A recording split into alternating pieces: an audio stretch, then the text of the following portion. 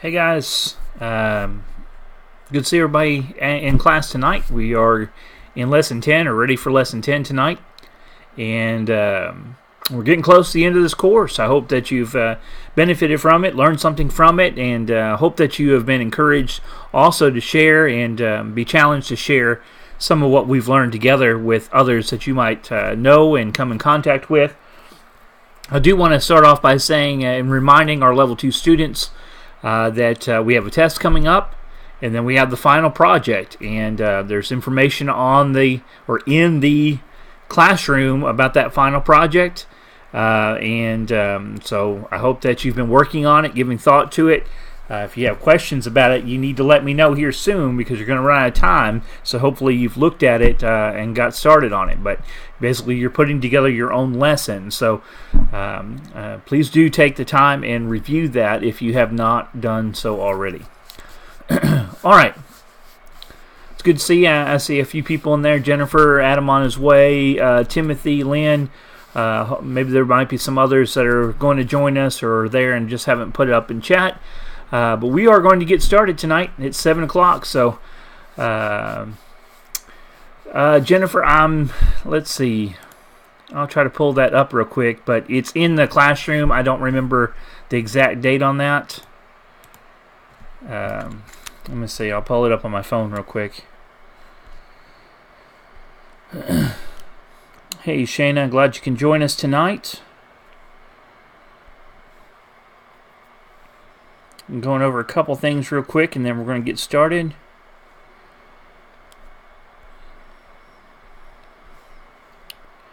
Final project is due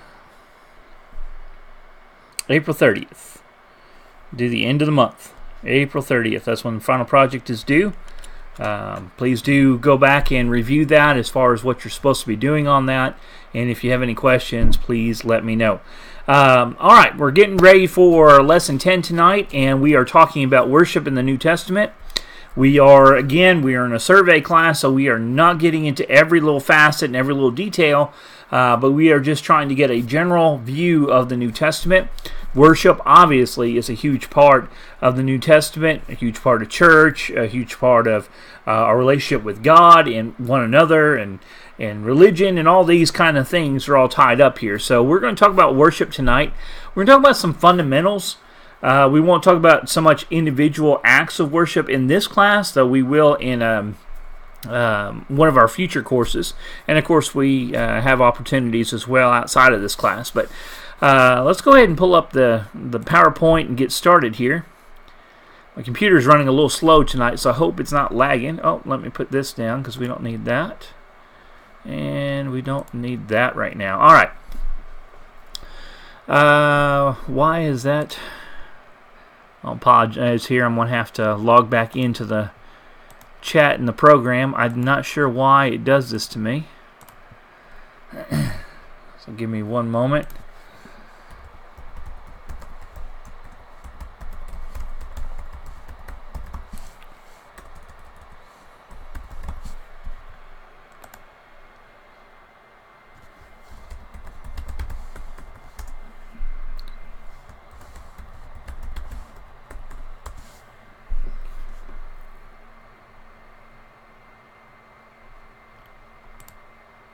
Let's see if that fixes it. Oh, there you guys are. Awesome. All right, good to see Leonard join us, and we're about to get started, so nobody's missed anything yet. Just trying to review a couple things. Again, the final project, Level 2 students, make sure you go to the Google Classroom and review what you're supposed to be doing for that.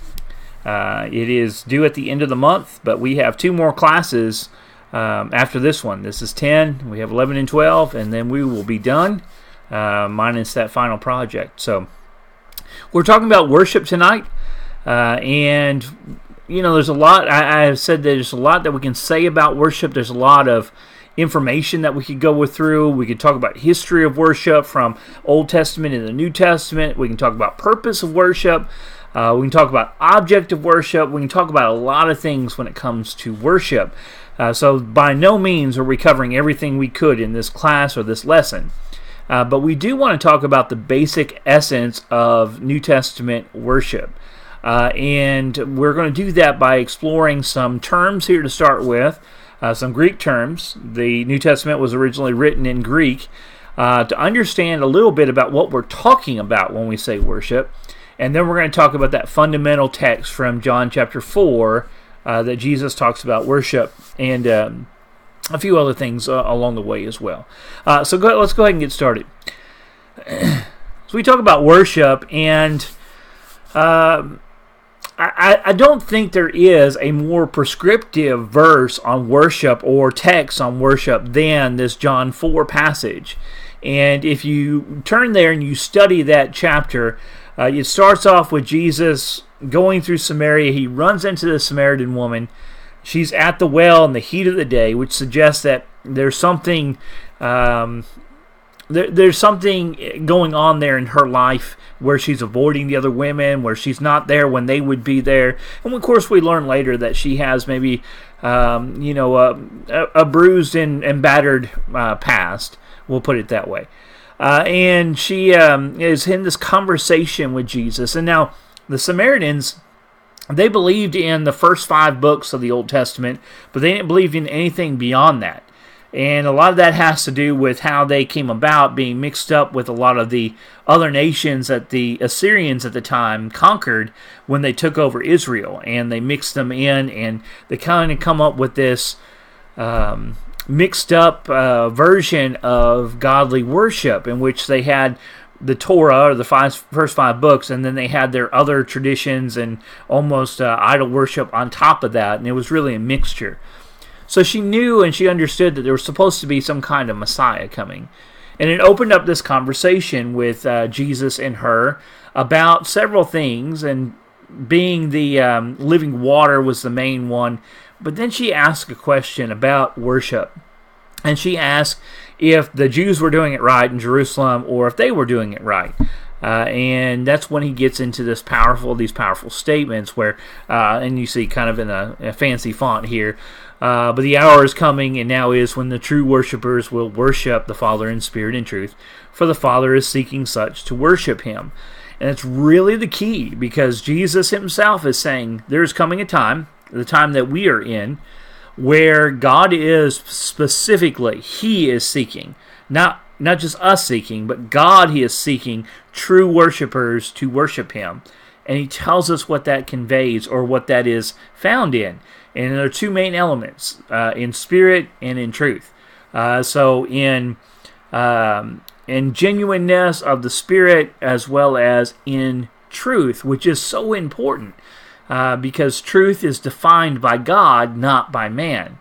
And therefore, worship must be defined by God and not by man. And that's something that in our religious world we don't necessarily ascribe to. We have many people, many areas of thinking that suggest that man can kind of develop these things on his own, which is not what Jesus told us in this very fundamental passage. But we'll explore this some more as we go forward. But we'll be coming back to this text as well. Let's talk about some Greek words that are used in the New Testament. And these words can be translated several different ways, sometimes service, sometimes worship, and some other words. But they are generally the words translated worship. So we see one word, and there are 3 different words that could have been used by the Greek writer, with each slightly different conveyance of thought. So we'll explore that a little bit and try to establish what that means for you and me. And let's start with the first one. This is a very, very popular one. It's the word latreo, and it comes in different forms depending on tense and so forth in the Greek, but it means to minister, to render religious homage, to serve, to do service. Or it can be used in a different format to talk about the one who is serving, or the worshiper. And this is a very popular word in the New Testament. It is used in both individual worship and service, as well as in corporate worship. It is sometimes used there. There's another word that we're going to talk about here in a minute that's more popular. It's sometimes translated worship, as we'll have an example here, Philippians 3:3. For we are the circumcision who worship God in the Spirit, rejoice in the Christ Jesus, and have no confidence in the flesh. For we are the circumcision who, and that word there is latreo, God. It's translated there, worship. So this idea of those who serve God, those who pay homage to God, in this sense of worship. Another place it's used, and we'll actually bring in this scripture here towards the end, is in passages like Romans chapter 12, in verse 2, where he says, be you transformed by the renewing of your mind, which is your reasonable service. Okay, so you have this idea that when we serve God, that idea of worship, it comes from this word of latreo. It's not the only word, again, and it's not necessarily crucial that we understand these different words, but we do need to see kind of the different shades of worship here and understand what's being conveyed here. That's the most important thing here. So this is our first one, latreo. It's probably the most used of the three words. Probably the least used is this one here. It's sabomai, and I'm probably not pronouncing that right, but anyway, sebomai is how it would be transliterated into English. It means to revere. It means to adore. It means devout. If someone is being considered to be devout, this word might be used. Just religious, a form of this word is used. And again, the word worship is used. And again, I want to use some scripture to kind of give us an idea of where this word is appearing in the text. So two passages, both from the book of Acts, Acts 18, verse 7. And it says, and he departed from there and entered the house of a certain man named Justus, one who worshipped God, whose house, and so forth. And Justus was an important figure there. That's not so important as to see how this word is used. Who worshipped, let's see, can we see here? This word, who worshipped God, is this word sabomai. Who revered God, who was devout to God, who adored God. So you can see kind of the conveyance here of the word, though it's the same word in our language as the word translated for latreo, worship. But here the emphasis is on the person revering God, being devout and devoted to God. Again, another passage, Acts chapter 16, this time verse 14. Now a certain woman named Lydia heard us. She was a seller of purple from the city of Thyatira, who worshipped God. Okay? So you can see it almost in the same text, who worshipped God, the same expression is why those are being translated that way, rather than adore God because of the surrounding context. But it's this Greek word, sabomai, which shows this adoration, this devoutness towards God. So we have had two words so far, latreo and sabomai. Both can be rendered worship and are in the New Testament. Sometimes they're rendered something else, like adore, or for the sake of latreo, sometimes that word is translated service. But there is a third word, and this one's important, and because it carries a different connotation to worship. A higherness, or a highness, if you would, to worship. It's the word proskuneo. It means to bow before, or to kiss towards, to show great respect to. This is the word that's used in our text when we come back to John chapter 4, when he talks about God seeking the true worshiper. It's this form of proskuneo, the one who worships, proskuneo, in spirit and in truth. The idea that we show this honor to God is found in this word proskuneo, and it's almost always associated with the major acts of worship that we engage in when we come together. The taking of the Lord's Supper, singing, prayer, these acts, not always, sometimes that word latreo is used, but almost always that word proskuneo is used. So sometimes people will say this word proskuneo associates with corporate worship, or worship that we do together, and Latreo is more towards personal service, and I've heard that many times, and maybe 80% of the time that's going to prove true, but there are occasions where corporate worship is described by that word Latreo, so that's not always true. What I want you guys to get out of this is that there's these different shades of the same idea. That when we talk about worship, we could be talking about when we come together and do these these things together to praise God, or we could be talking about our individual service to God. But they're not necessarily the same thing, even though we use the same word. So, just to make a quick little application here. Years ago, I was in a conversation with someone, and they were talking about why they didn't participate sometimes in service. In other words, they didn't come to church to be with the saints and worship and praise and so forth. And they said, well, they went out and did a good deed, and they were serving God that way, and that was the same thing.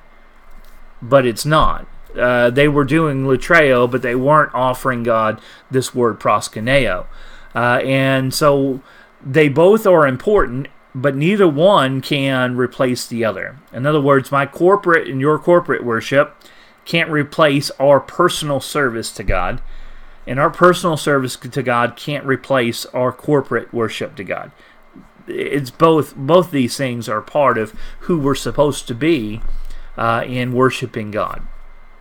I'm going to kind of stop here for a second because I know you use those Greek words, and just see, are you guys following me with that? And if you have any questions about those words or kind of why we were looking at them, and feel free to throw that up in the chat here as I give a little bit of a pause for you to do so.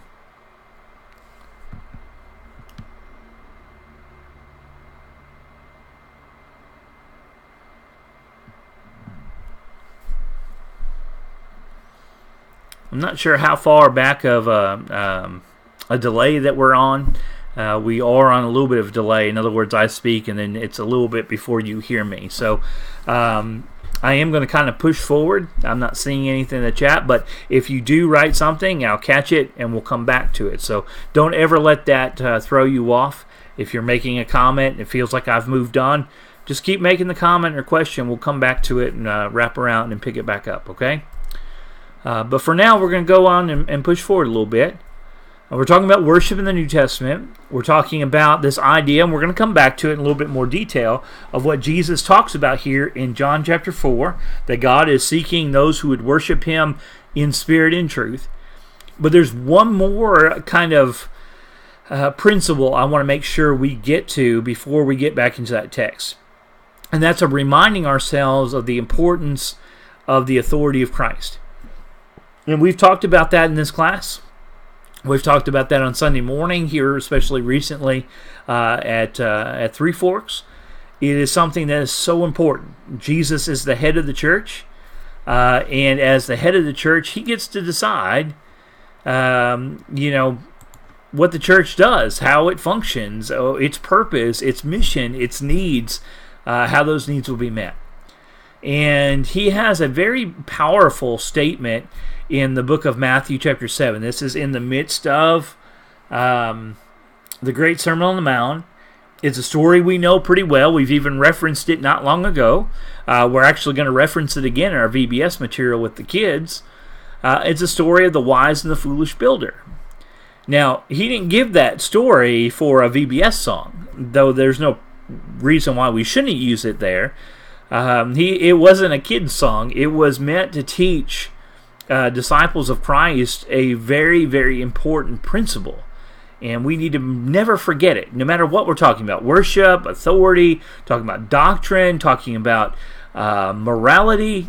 It doesn't matter. Whatever we're talking about in this realm, we need to remember this story that Jesus shares. And in verse 24, He says, "Therefore, whoever hears these sayings of mine and does them, I will liken him to a wise man who built his house on the rock." This is the important part of understanding authority and walking with God and with Christ, that we can't just hear what he says, but we have to do the things that he says. So those who hear him and does them, I will liken him to a wise man who built his house on the rock. And the rains descended, and the floods came, and the winds blew and beat on that house. It did not fall, for it was founded on the rock. But everyone who hears these sayings of mine and does not do them will be like a foolish man who built his house on the sand. And the rains descended, and the floods came, and the winds blew and beat on that house, and it fell, and great was its fall.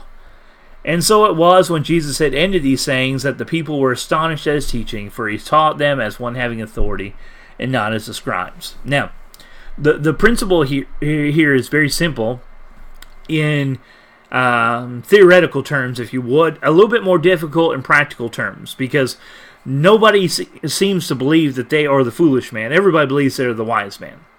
So when you talk about religious things or worship or church things, everybody believes they're the wise man. But the key is, who are we listening to? Are we listening to Jesus? Are we doing what he says? Or are we listening to tradition or someone else and doing what that may tell us? And that's the key here, because the wise man and the foolish man is distinguished between hearing Christ and doing the things he said, and hearing him and not doing the things he said. Well, that goes back to this idea of worship. True worshipers worshiping in spirit and in truth. The truth part is maybe the harder part for us today, and for some, maybe even in some ways, all of us struggle with that a bit, because we have this conflict, because we are with ourselves all the time, and we have opinions, and we have thoughts, and we have perceptions on things, and we observe things, and we might say, well, this looks good, and that seems right, and this might seem profitable. And that is the challenge to us, our own thinking sometimes, because we might think we know what truth is, but truth is established by God.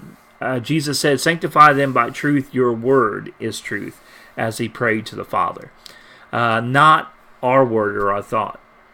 This is not a hard concept to understand. We've been there many times, all of us, where we thought we were just right about something, whether it was an emotional thing, whether it was a decision we were making, whether it was a judgment we had passed or made about something or someone, and we turned out and found out we were completely wrong. Because we're not omniscient, we're not all-knowing, but God is. And here Jesus is reminding us that there is a wisdom in not only hearing him, but doing the things he said, and a foolishness found in not doing those things. All right, so let's go back to this passage that we alluded to start with. John chapter 4, and this is verse 23 and 24. But the hour is coming, Jesus said, and now is, when the true worshipers will worship the Father in spirit and truth, for the Father is seeking such to worship him. God is spirit, and those who worship him must worship in spirit and truth. There's so much in this short little couple verses that makes it so important for us to not only study and look at, but to make sure we get. Jesus is talking about several things here, but I'm just going to highlight a couple things and go from there. And the first one is this idea that the Father is seeking such to worship him. That God is looking for certain people to worship him in a certain way. We talk a lot about us seeking God. And that's true. We are seeking God. We might quote Jesus where he said, asking you shall receive, seeking you shall find, asking you shall receive, knocking it shall be open to you. We are the seekers. But yet in this idea, God is seeking something. He is seeking those who would worship him. And we'll talk about how here in a minute. But he's seeking such as true worshipers to worship him. And that's really the kind of the crux of this. So it didn't matter if they were in Jerusalem or in Samaria. It didn't matter what her father said or what a Jewish man's father said. What Jesus is saying is that God is looking for someone who's going to worship him truly in spirit and by truth. not by whims and traditions and feel-goods and whatever else might drive our decision-making process.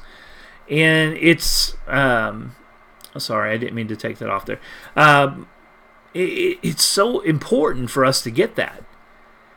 I also want us to look at just this idea here for a second. Now, truth is mentioned here several times. So we have the idea of true here, and then below we will worship the Father in spirit and truth again. And then God is spirit, and those who worship Him must worship in spirit and truth. We'll talk about that word must here in a second. So truth is emphasized at least 3 times in these 2 verses. But this one here, I think, is the painful one. But the hour is coming, and now is, when the true worshipers... Okay, if there are true worshipers, then that suggests that there are worshipers who are not true. They're not in truth. They're worshiping in vain. They're worshiping in something else, but they're not true worshipers. God is seeking true worshipers, and they're defined by those who worship in spirit and truth. But there is the suggestion, the realization that not everybody who proclaims the name of God or Christ is acceptable in His sight. And we know that from other passages. John chapter 2, the latter part, there are many who believed in Him, but He would not commit Himself to them, for He knew their hearts. John chapter 7, when He talks about the narrow way and the broad way, and there are many going by the broad way, He wasn't talking about atheists. He was talking about those who would otherwise be called believers in Christ, or in God to the Jewish people. But they were not worshiping, they weren't desiring His truth, they weren't living by it. And then, of course, the famous passage where He talks about saying, I depart from me, I never knew you, you who work iniquity or lawlessness. And they'll say, but didn't we do many things in your name, cast out demons in your name, and so on and so forth? And the thing is, He says, I never knew you. Because they weren't true worshipers. They weren't worshiping in spirit or in truth. And that's why this is so critical and so important. Let me throw one more thing about this before we kind of push forward with this. If we don't worship by God's truth, whose truth do we worship by? And if we don't worship by God's truth, but instead worship by something else's truth, then who are we truly actually worshiping? I mean, that's really the crux of this. Because if it's about what I think or I feel or whatever, or someone else thinks or feels, then who's really the object of worship? God can only be worshipped truly in spirit, in the right way, and in truth, in the right means. That doesn't mean that He's not gracious with us and merciful with us when we don't have everything completely perfect. That's not what He's saying here. But what He is saying is, who you actually trying to worship? Yourself, your traditions, your family, your community, your whatever, or God.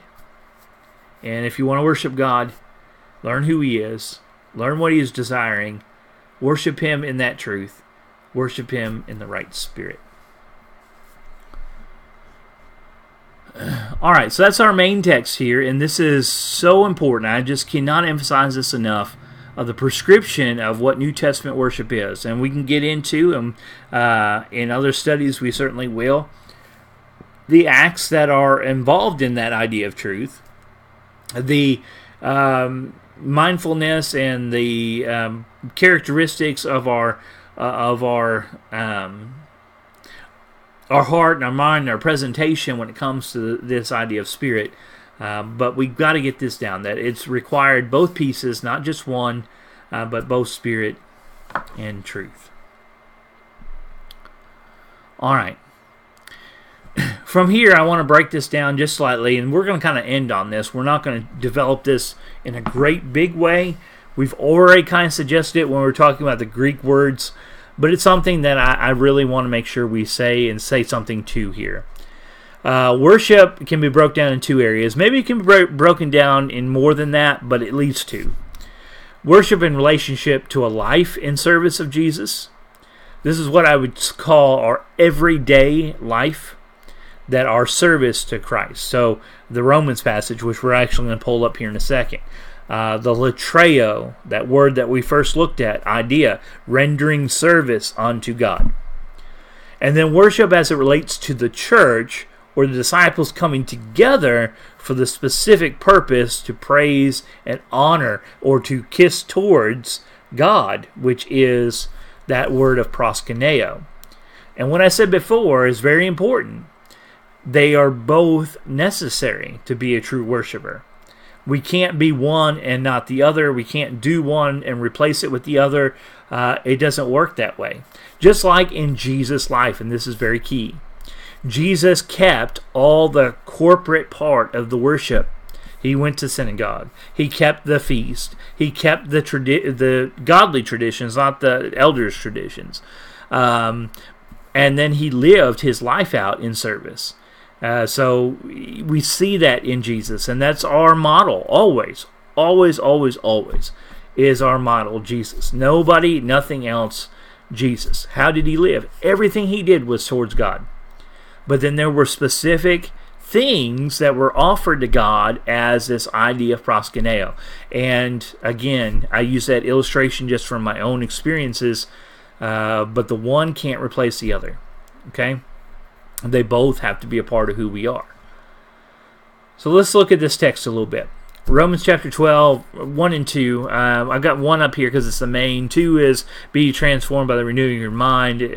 Don't be conformed to the world, but be transformed by the renewing of your mind. But verse 1, I beseech you, therefore, brethren, by the mercies of God. Now, that word beseech means literally, I beg you. I beg you beyond begging. I'm down on my knees begging you, is what Paul is saying here. I beg you, therefore, brethren, my brothers, by the mercies of God, that you present your bodies a living sacrifice, holy, acceptable to God, which is your reasonable service. And this is one of these passages that are so powerful when we kind of just sit down for a minute and really give them some thought and consideration. There are both elements of worship that are presented here. The first one is easier to see probably, which is your reasonable service. This idea, this is my reasonable service. This is that idea of serving, that latreo idea that I'm going to offer up service to God. But if you back up, you're supposed to, and I'm supposed to be presenting our bodies a living sacrifice. Sacrifice was part of the corporate worship. So here you have both elements being brought together in this idea that my life, your life, those who would otherwise worship God, need to worship God, well, like Jesus did. That our whole life is worship to God. Again, there's a distinction between coming together and what we do in our everyday life, just like you can make the distinction in Jesus' life. But it should all be a part of this living sacrifice. I'm giving myself wholly and acceptably to God. Not just on Sunday or Sunday morning or Sunday and Wednesday night, but every day. Whether I'm going to church, as we say, or going to the assembly and offering proskuneo, or I'm going to work and I'm going to work or care for my family with latreo in mind, service to God in mind, I'm supposed to be that living sacrifice. And I should have highlighted that a second ago. I'm sorry. But this is the role of worship in the New Testament. It's not just, though it is, what we do when we come together. It's not just what we do every day, though it is. It's the accumulation of all these things. When you think about Jesus' walk on this earth and the things he did, most of when we see him teaching, most of when we see him, spreading some kind of thought, direction, doctrine that we take and we are nourished by and we become more spiritual by, it's not at a corporate event. It's in his everyday life. He is walking and people gathering to him. He comes across someone who is deaf and he heals them, and then he takes that opportunity to teach people. That is, and again, even with his conflicts, when he heals on the Sabbath day and they challenge him, and he asks, is it right to do good on the Sabbath or to do evil? That idea of to do good is that idea of serving and serving towards God. So we see these things play out in Jesus' life. But let me just, again, one more time, kind of come back to this. There is a difference between this idea of offering service in our everyday life, which is necessary and good, and it is worship, and us offering up that worship that we offer together as we come together, that proskuneo. They are both necessary. They are both necessary. One cannot replace the other. You can't say, well, I served extra this week, so, I'm not going to go to church with the saints. There's a purpose behind that. There's a separate purpose behind both, and there's a reason for both. There's a spiritual reason for you and me in both. There is a relationship issue with you and me in both, and our relationships together and with others, as well as to God in both. So again, it's the idea that worship is just supposed to be a part of who we are as Christians. All right, guys. Everything we talk about with worship stems from these ideas. These are the base plate. This is the foundation blocks. Jesus is the head of the church. We must hear him and do the things he said. Well, what has he told us? God is searching for true worshipers. They're going to worship him in spirit and truth. That means we're going to offer up proskuneo when we come together and worship in spirit and truth. We're going to offer up our daily service unto God in spirit and truth. That wholeness of our life will be offered up as that living sacrifice to God. All right, that kind of wraps up our PowerPoint tonight and some of the things that I wanted to share with you. This is a very grainy picture. I apologize for that.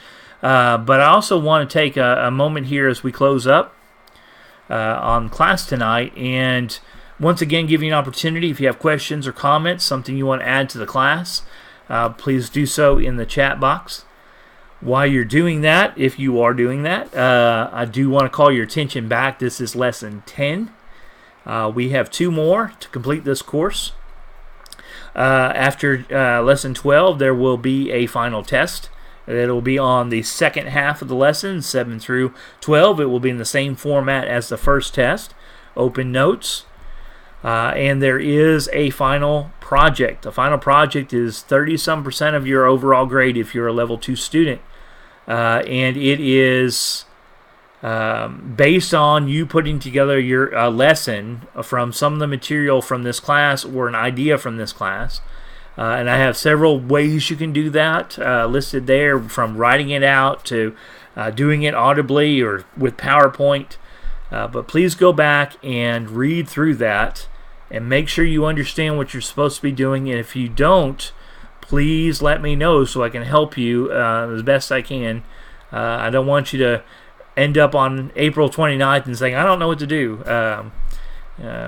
So look at that. The whole idea of this course and this program is to help you as students be able to take the material that we learn and teach it to other people. The whole premise of the reboot of the school is teaching Christians to teach Christ every day.